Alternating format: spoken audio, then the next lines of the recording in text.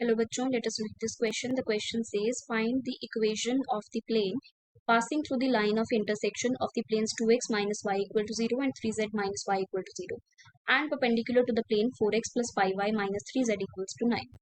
अब देखिए यहाँ पर की कॉन्सेप्ट क्या है, की कॉन्सेप्ट आप क्या यूज करेंगे जब भी आपको दो प्लेन्स की इक्वेशन गिवन है. Let's suppose p1 equal to 0, p2 equal to 0. ये दो प्लेन्स हैं, इनकी इक्वेशन आपको गिवन है. फाइन.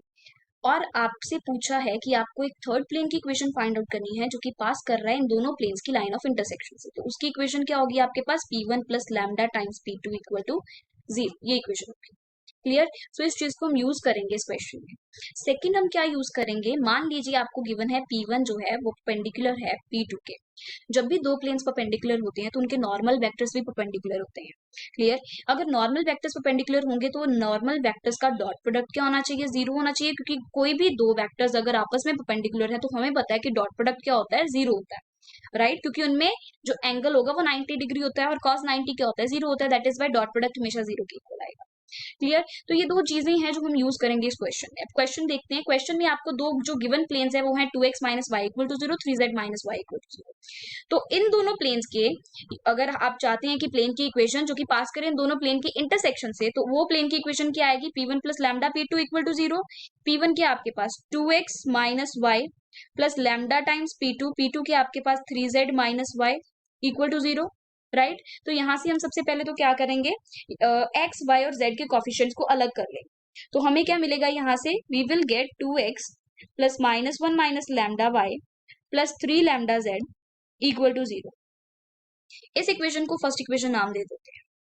अब आपको एक और p1 प्लेन गिवन, सॉरी एक और प्लेन आपको गिवन है, that is 4x plus 5y minus 3z equal to 0.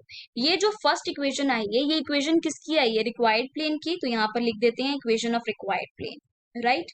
सो ये इक्वेशन है किसकी, आपके पास रिक्वायर्ड प्लेन की. That is 1. इसको मान लेते हैं p1 प्लेन.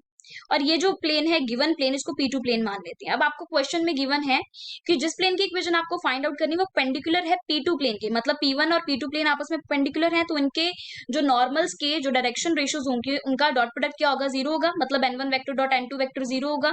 तो यहाँ पर n1 vector dot n2 vector क्या होगा, 0 होगा. सो यहाँ से आपको क्या मिलेगा, यू विल गेट, क्योंकि डॉट प्रोडक्ट 0 है, सो यू विल गेट, यहाँ पर देखिए 4 to 8, 5 into minus 1 minus lambda plus minus 3 into 3 lambda, that is minus 9 lambda equal to 0. ये आ जाएगा. So let us write it down. You will get 8 minus 5 into 1 plus lambda minus 9 lambda equal to 0. यहाँ से आप lambda की value find out करेंगे. So 8 minus 5 lambda minus 9 lambda equal to 0.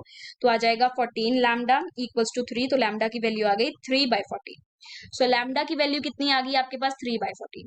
अब जो ये लैम्डा की वैल्यू 3/14 आई है, इसको आप फर्स्ट इक्वेशन में दोबारा से सब्सटीट्यूट करेंगे तो आपके पास रिक्वायर्ड इक्वेशन आ जाएगी. तो सब्सटीट्यूट करते हैं. तो सब्सटीट्यूट करने के बाद यहाँ पर क्या आएगा, you will get 2x plus minus 1 minus 13/14 y and plus 3/14 z equal to 0. Right. हमने फर्स्ट इक्वेशन में सब्सटीट्यूट किया तो ये आ गया.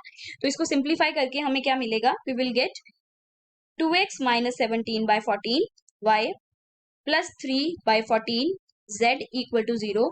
इसको फर्दर सिंप्लीफाई करेंगे तो आपको मिलेगा 28x minus 17y plus 3z equal to 0. Clear. ये आपको मिलेगा. सो यहाँ पर देखिए, दिस इज, यहाँ पर देखिए, यहाँ पर आपके पास प्लस 3 इंटू लैम्डा है तो यहाँ पर माइनस 9 आएगा. यहाँ पर क्या आएगा आपके पास, हियर यू विल गेट, यहाँ पर आएगा माइनस 9/14. राइट. यहाँ पर माइनस 9/14 आएगा जब लैम्डा की वैल्यू पुट करेंगे तो यहाँ आएगा minus of, you will get here, lambda की वैल्यू कितनी है, लैम्डा की वैल्यू है प्लस में तो प्लस ही आएगा. सो प्लस 9/14 आएगा.